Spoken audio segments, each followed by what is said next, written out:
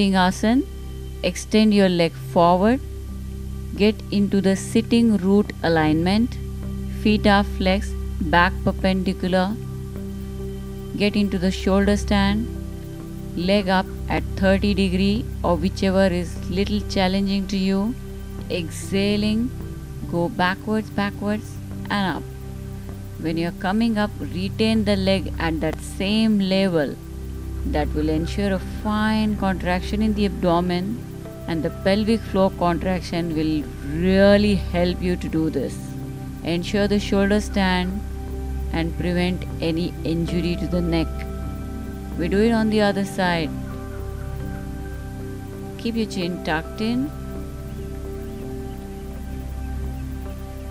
While exhaling, you go backwards.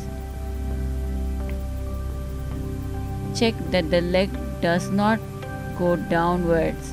Remain at same level. Shoulder stand, pelvic floor contraction and chin tuck.